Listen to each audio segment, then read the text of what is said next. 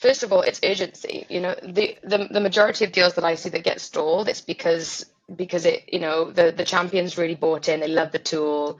Their team loves it. They think it's fantastic. Maybe you've spoken to like their manager and they think it's great, and then they say something along the lines of, "I'm going to go present it to my CFO and I'll get back to you." At that point, the CFO has absolutely no context for what you're selling.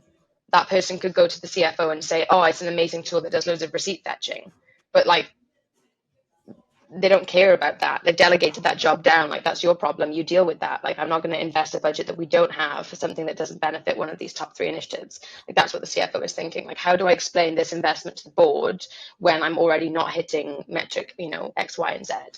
And also, you've got to dig then so much deeper with your end user or your champion to understand the ripple effects on the business. You can sit in a 45-minute discovery call really trying to unpick, well, what happens if you don't close the month on time? Okay, well, what happens then if that report doesn't get to the exec on time? Okay, so then what happens? And then by the time you get to the point that that the board can't pivot strategy quickly because they don't know the ROI of their investments, getting to that point takes so much more time versus if I go in straight away to a CFO and I say, look, typically CFOs in B2B SaaS that are around your size are looking at cost control as they scale. They're looking at visibility of spend so that they can report more efficiently, or they're looking at driving efficiency in their team, so they haven't got to keep hiring as they grow.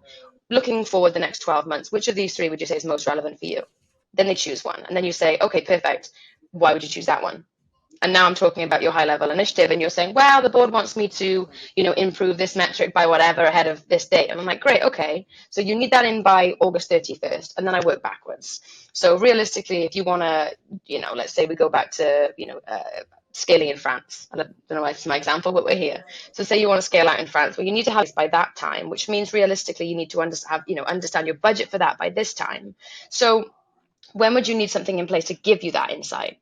By that date. Okay, well, realistically, it's going to take 4 weeks to look at Mars. So we need to have a decision made by you by this date. And then I work all the way back down. And then we can come together, as a team and say, okay, so I need to talk to your finance controller this week. Why don't we have something in this afternoon? We'll then present back to you on Monday. You can then review it by Wednesday, and then we can get, start onboarding by next Friday. How does that sound? And now we've got an upfront contract that we're both bought into on a timeline that works for your initiative, versus me going to some finance controller being like, when do you think you'll need this by? And they say, oh, sorry, I've got month end. It's going to have to wait 3 weeks. And I don't hear from them again.